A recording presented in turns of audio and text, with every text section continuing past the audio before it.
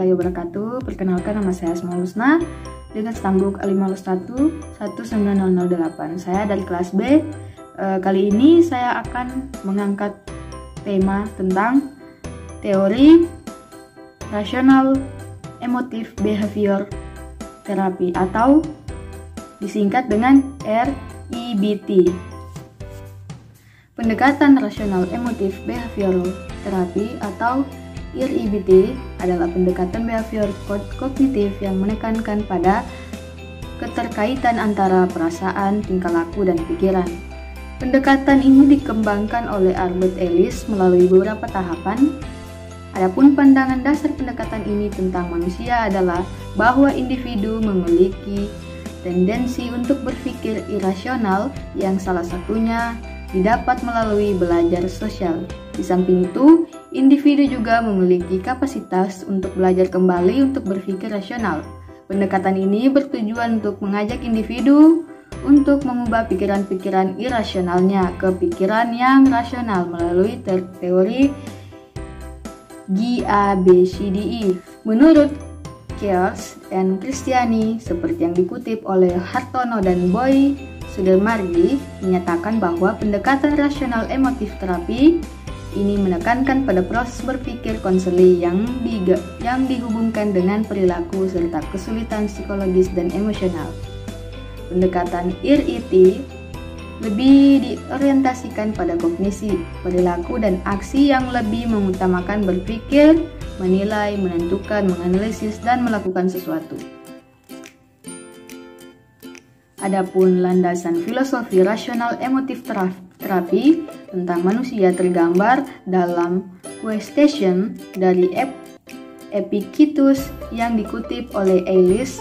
Men are distributed not by things but by the views which they take of them, atau manusia terganggu bukan karena sesuatu tetapi karena pandangan terhadap sesuatu.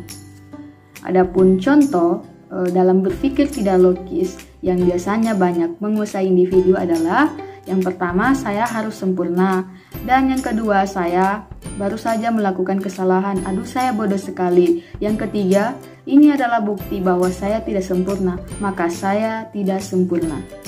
Konsep dasar dalam teori ini adalah Ellis mengatakan beberapa asumsi dasar REBT yang dapat dikategorikan atau dikategorisasikan antara lain. Yang pertama, pikiran, perasaan, dan tingkah laku secara berkesinambungan saling berinteraksi dan mempengaruhi satu sama lain. Yang kedua adalah gangguan emosional disebabkan oleh faktor biologi dan lingkungan. Yang ketiga, manusia dipengaruhi orang lain dan lingkungan sekitar, dan individu juga secara mengajak mempengaruhi orang lain di sekitarnya.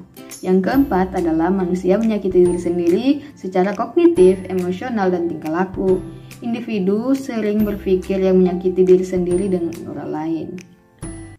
Yang kelima adalah ketika hal yang tidak menyenangkan terjadi, individu cenderung menciptakan irasional tentang kejadian tersebut. Keyakinan rasionalnya menjadi penyebab gangguan pribadi individu. Yang keenam adalah sebagian besar manusia memiliki kecenderungan yang besar untuk membuat dan mempertahankan gangguan emosionalnya. Yang terakhir, ketujuh, ketika individu bertingkah laku yang menyakitkan diri sendiri. Adapun proses berpikir dalam teori ini adalah, menurut Ellis, membagi pikiran individu dalam 3 tingkatan, yaitu dingin atau cool, hangat atau warm, dan panas atau hot. Pikiran dingin adalah pikiran yang bersifat deskriptif dan mengandung sedikit emosi, sedangkan pikiran yang hangat adalah pikiran yang mengarah pada suatu preferensi atau keyakinan rasional. Pikiran ini mengandung unsur evaluasi yang mempengaruhi pembentukan perasaan. Adapun pikiran yang panas adalah pikiran yang mengandung unsur evaluasi yang tinggi dan penuh dengan perasaan.